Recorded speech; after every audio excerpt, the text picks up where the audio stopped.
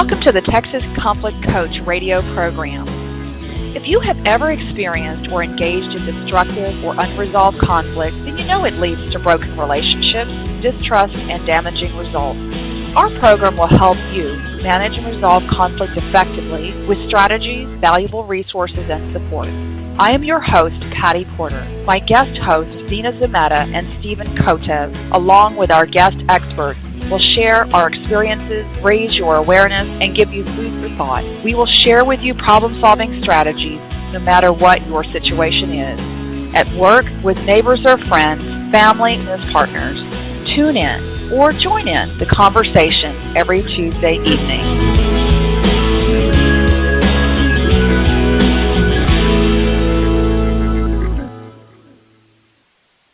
Hello, this is Zena Zumeta, your guest host. And I'd like to mention that as of this month, the Texas Conflict Coach Blog Talk radio program has been on the air for 7 years. Our program today is called Restorative Justice is Good Medicine for Youth Violence. It's part of our Youth Violence Prevention Month series. Join us as we talk about what restorative justice and other restorative processes are, how they work, why restorative justice is an effective intervention with youth who have engaged in violence, and its impact on youth recidivism. Our guest is Rose Gordon. Rose has been facilitating restorative justice for youth for over a decade. Less than 5% of the hundreds of youth she's worked with have committed other acts of delinquency. Rose has facilitated restorative approaches training in New Mexico and Thailand. She views restorative approaches as a way of building peaceful communities and an inoculation against violence. Rose is currently the program coordinator for the Taos County Juvenile Justice Continuum in Taos, New Mexico. Welcome to the program, Rose. Oh, thank you very much, Zena. I'm pleased to be here with you. So can you start out just talking a little bit about what the Taos County Restorative Justice Youth Initiative is? Sure. The Restorative Justice Youth Initiative is part of a larger continuum of services, and it works with juvenile first offenders, youth who are on informal probation and have admitted or taken some level of accountability for the actions that got them involved with the law. And it's aimed at repairing harm and naming harm and keeping the community safe, as well as reducing recidivism, which means keeping the numbers of youth who get in trouble more than once as low as possible. So we're also working to create change in the social norms around violence and other related activities. And I want to add here that for me, in terms of restorative justice, violence isn't only a physical violence. We get referrals that have to do with there's a lot of harassment that leads up to the physical violence, and there's gossip, and there's just a lot of cruel speech.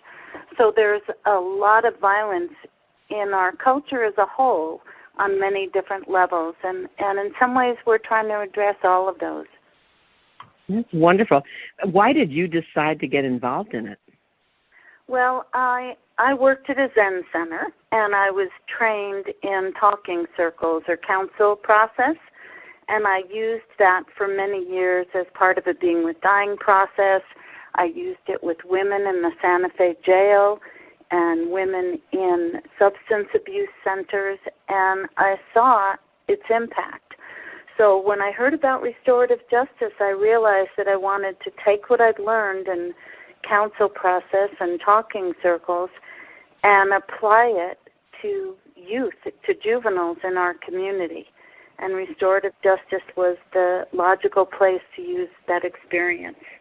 Now, for our listeners who are not familiar with restorative justice, can you just explain a little bit what that is?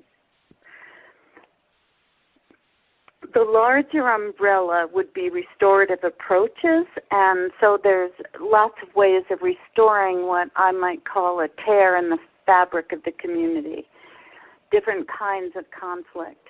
Restorative justice specifically, the way we're using it in Taos County, refers to a process that the juvenile probation officers or courts or school counselors or at-risk transitional living centers might ask for the restorative justice process so that young offenders or co-offenders get to sit with their victims and identify the harm that was done and hear that harm and find a way to repair it to the best of their capacity.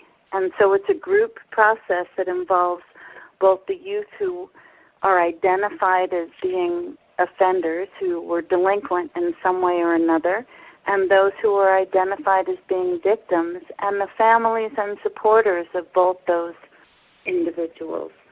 And the term restorative, is that what really refers to the repair that you mentioned? Yes. I think, I love definitions, so I've looked up what restoring means, and it was also used long ago to refer to medicines specifically. So I've really come to think of it that way, as the restorative justice process itself is addressing the health and well-being of the community by restoring balance and repairing harm. Wow. So a healing in many ways. Yeah. And Really in beautiful. my training, I was taught that healing means wholeness. And the wholeness in a restorative justice isn't, I'll say what it is. That restoring to wholeness involves bringing everybody who's affected into this circle and allowing them to be in each other's presence and see what that feels like and how they can put things right again. So it's very much a healing process. And that's what keeps me involved, because I've seen so many wonderful things happen. Oh, wow. Well, so exactly who are the participants and how did they end up getting there? Most of our participants have been referred to us through the legal system. They've gotten in fights, or they've been involved in thefts or public affray, fighting outside in the community, fighting in school, vandalism, harassment. And so they've been referred to juvenile probation and parole, and they refer them to us as part of their informal probation.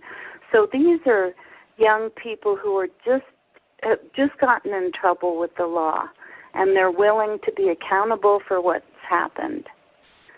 So they and their parents are in the circle. The juvenile probation officer is there, and whoever the identified victim is there, along with their supporters, and myself and another facilitator.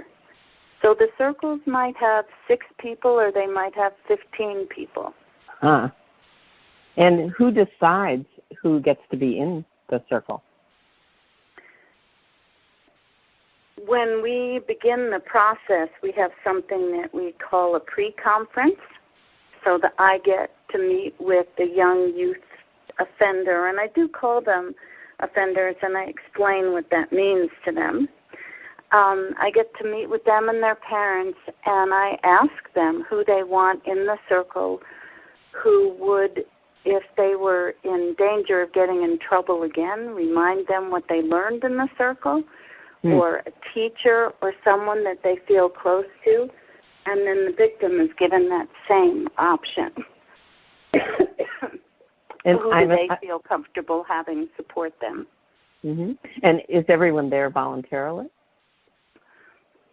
They are. We haven't, if a victim doesn't want to participate, they also have the option of talking to me in private, and we'll list what harms were done and how they'd like to see them repaired. The youth who's identified as an offender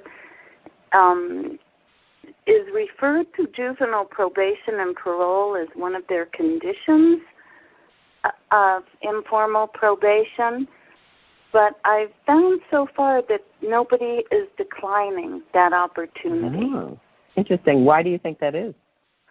I think young people really want to be heard, and when they meet me or another facilitator in the pre-conference, they realize there's somebody who is really listening to them They get to tell their story. They're being given a voice and a way to repair the harm they've done so that they can feel they've settled something and they can move on. And it also helps in their family relationships. It goes a long way toward restoring trust in their family between them and their parents. And I think they know that's going to happen. Gee, that's wonderful. And I know that the statistics of this program are quite impressive. Do you want to talk a little bit about the goals and how far they're reached? Well, the main goal is to make sure or to encourage conditions that support the youth not getting in trouble again. So reducing recidivism is the formal term. And we've tracked youth for up to a year and sometimes more than that. And less than 5% of those young people have gotten in trouble again. That's astonishing. Because they've been alerted to some difficulties and some ways of meeting the challenges in their life early on. And that's made a great difference. So that's the main goal. There's many other goals that are reached that are a little more subtle. I see youth having a better relationship with their families. We have an opportunity to engage their parents as allies. We have an opportunity to explore the youth's hopes and dreams for the future, and that makes a huge difference in building some resiliency and self-respect. And they also get a different look at the adults in the community, at their probation officer, or maybe there's a policeman in the circle or a counselor, and they get to see them as full human beings. So that's one of my goals, is to have all of that happen in the context of this process, even though our bottom line goal, our reporting goal, is really about recidivism, and we're doing very, very well with that. Boy, that's so impressive. So what actually happens in the circles? Can you describe it and talk about some stories? Sure. I want to say that one of the crucial pieces is this pre-conference. It's an hour and a half. And I don't believe there can be a successful circle without that process. So in that meeting, that again is myself or another facilitator, the youth, and one or two of their parents or guardians. A lot of our youth have grandparents as guardians, legal guardians. And I get to know them better. I get to explain what a circle is about. I get to hear their stories and ask them questions so that I have an opportunity to think creatively about what the best approach might be in the circle. And the same happens with the victim. If there's an identified victim, sometimes in fights what we have are called co-offenders. Both of the youth are on probation, so they both have that same process happen, and the circle involves both those youth and their families. And then we schedule a circle. Again, the circle has the youth and their family and their juvenile probation officer, maybe a favorite counselor or teacher. And the other parties involved also have that same support system there. And we begin a process of identifying the harm. We've touched on that in the pre-conference. One of the interesting things is to work with youth so that they can identify the harm they did to themselves by engaging in this behavior, whatever it was. Maybe being suspended from school, those kinds of things, not being able to participate in sports. So they can see that they've hurt not just other people, but they're hurting themselves. And when you talk about the harm to others, what kinds of things are you talking about? Well, I might ask the parent, I would ask the parent, when did you hear about this? How did you feel when you heard say it was a fight? How did you feel when you heard that it was a fight? So they'll express perhaps disappointment, anger, frustration, and we write it down on a big poster so that we can track some of that, so that the youth and everyone in the circle gets to see some of the common reactions of both parents, both sets of parents, or both individuals that were in conflict together. Maybe they've lost work time. You know, I've had a parent say, I get up at 4:30 in the morning to go to the bakery where she works every day, and there's 3 children at home, and she's left them the fixings for breakfast, and she's counting on them to get on the school bus and to do well in school so that they'll have a future that's brighter than hers. And she'll say all that in the circle. And that has an effect on young people. Maybe they've heard some of that before, but maybe it was shouted in anger. And to hear it said in a circle where people are listening and allowing themselves to feel what's going on, that has a more profound impact. So everybody would be asked that question. Everybody is allowed to speak if they want to. And the next question would be about, we would probably move into how they want to see that harm repaired. What are their ideas about how that might happen? And in between those 2 sets of questions, I'm usually bringing the youth to the center of the circle to engage in some kind of humorous, in some ways, activity, but they're activities that give us an opportunity to see how well these young people might relate in the future. So, and we can laugh. We have to have humor in these circles because the tension is palpable in the beginning, as you can imagine. Yes. And lots of times the parents are sure that the other parent thinks their youth is no good, and probably the most tension is between the parents. And when they get to hear how everybody is affected and how all the parents in the circle are wanting the best for their young person, things start to change. So I'll bring the young people into the center of the circle. Maybe I'll have them pretend that they're working at McDonald's and one of them is a server and one of them is a customer, because that's likely to happen in our community. And they'll act out a transaction, or I might have them stand up and see, you know, how close are you willing to be to this other person physically? What's a safe distance for you? What do you want to have happen when you see each other in school? Do you want this person to say hello or not? Just things to humanize the process. There's a process, but we're working together as human beings trying to repair harm.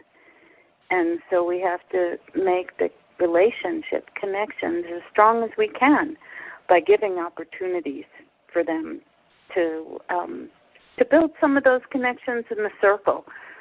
So we can laugh and they can pretend that one person is buying a hamburger and the other is serving them, or I'll have them toss a ball back and forth to each other, and they'll end up laughing. The youth usually they repair harm quicker than the adults. That makes sense. And that's quite lovely, because when the parents see that, you can feel a lot of the tension leaving the circle. So how do these end? What is the end point of a circle?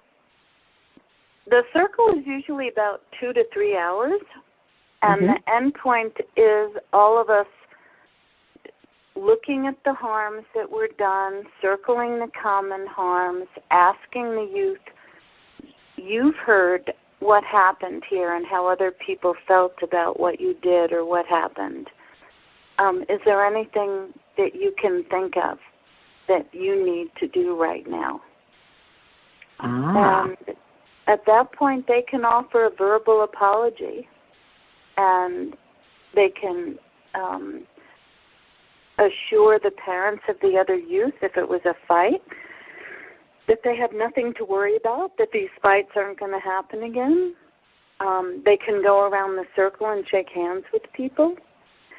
They can look at the person they hurt and tell them, you have nothing to worry about. I'm never going to hurt you again.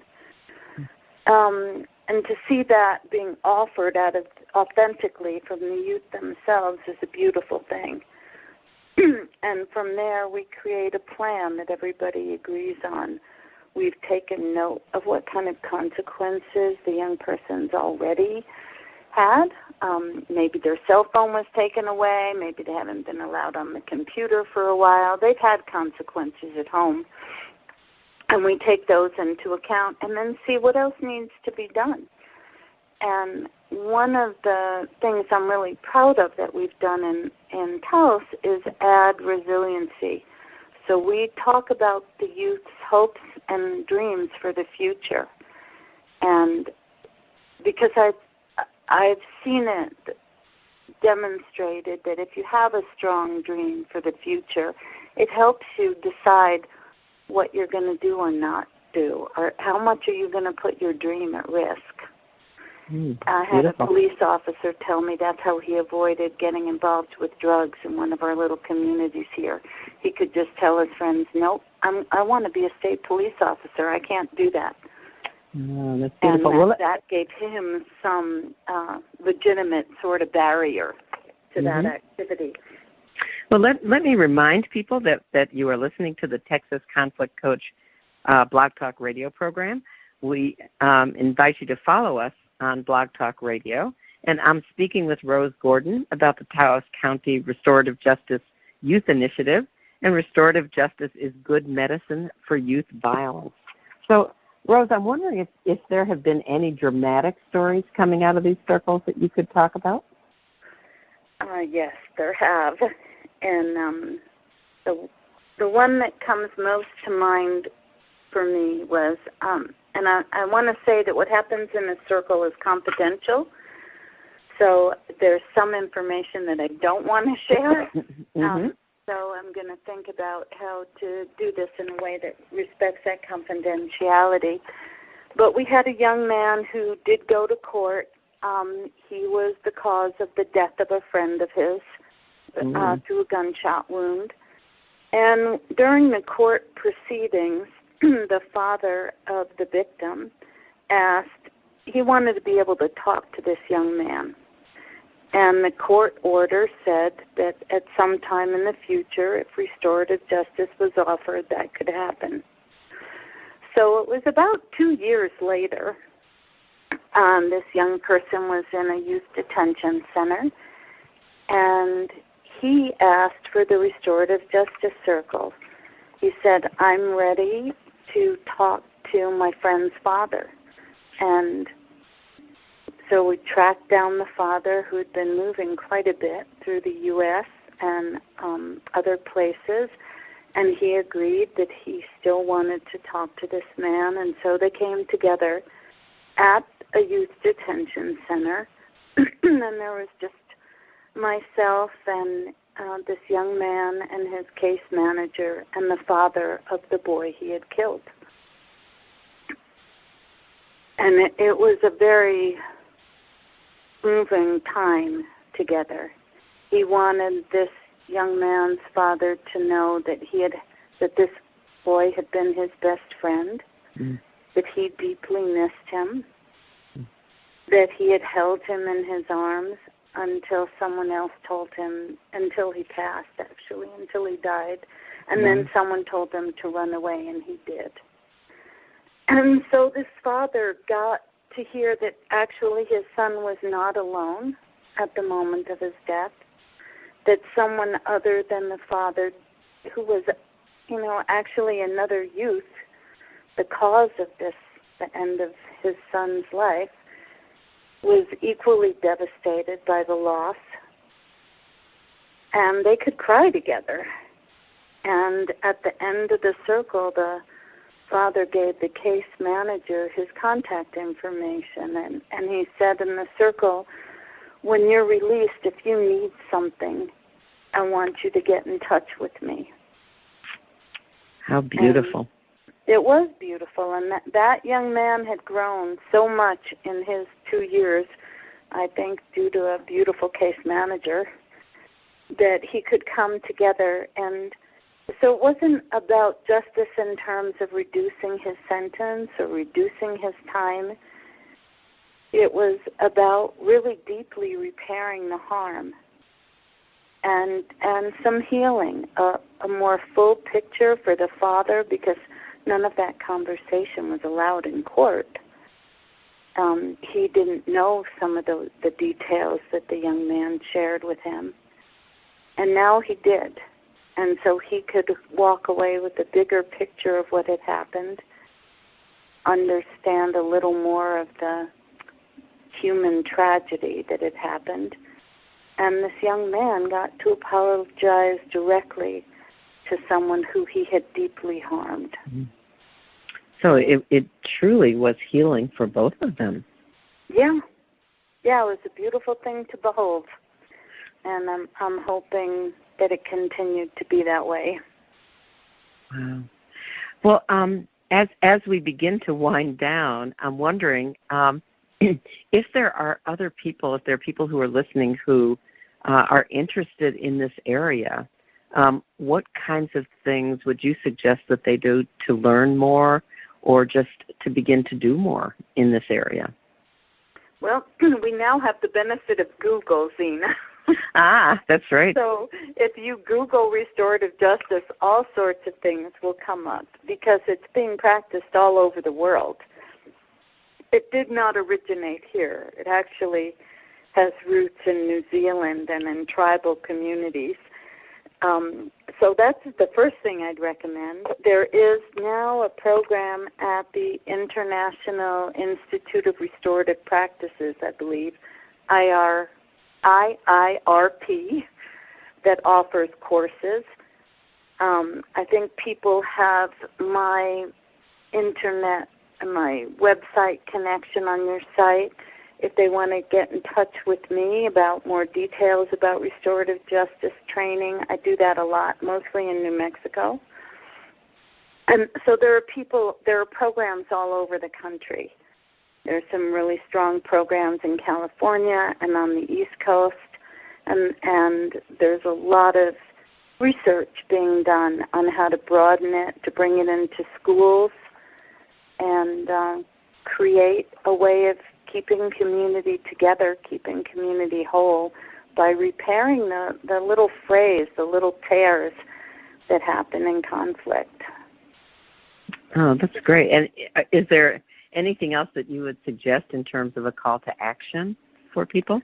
Yeah, I was thinking about that, Zena, and I thought one thing that might be interesting for people to do is, especially if they have young people in their family or teenagers, is maybe round up some kids and put some pizza or something on the table and just practice the very basics maybe of a listening circle and ask them a simple question in a conversational way, like, what's the best thing that happened to you this week? And also, what's the worst thing that happened this week? And let them know that everybody can speak, just one person at a time with no interruptions, and that the most important thing is to listen to each other. And when you feel that wind down, just ask them, how did that feel, you know? And most of all, for the adults to listen. I think that a circle like that, any talking circle, is really the best way to experience what's possible in a restorative justice circle without having to be involved with the legal system. Mm-hmm. Oh, that sounds like a beautiful way. Yeah, a beautiful way to start. And for those of you who haven't seen it, the contact information for Rose Gordon is rosegordonrestorativeConnections.blogspot.com. And Rose, is there a final message that you would want to leave with listeners?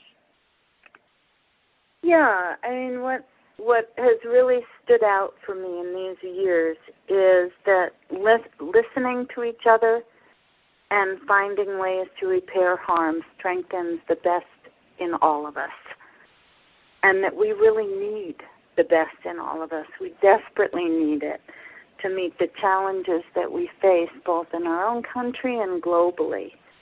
And I was thinking of Audrey Hepburn. She said a great thing. She said, people, more than things, have to be restored, renewed, revived, reclaimed, and redeemed.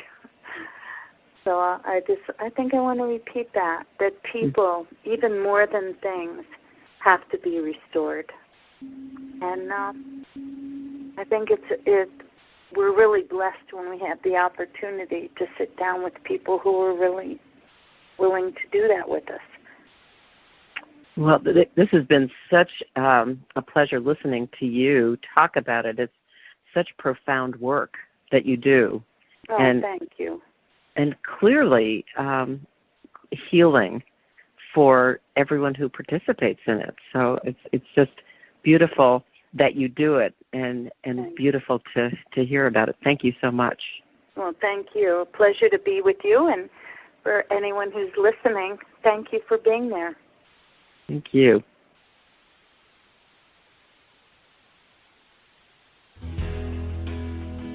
Thank you for listening to the Texas Conflict Coach. We hope you enjoyed the program. You can find all of our podcasts archived to listen at your convenience at texasconflictcoach.com or download the podcast at iTunes or Stitcher Radio.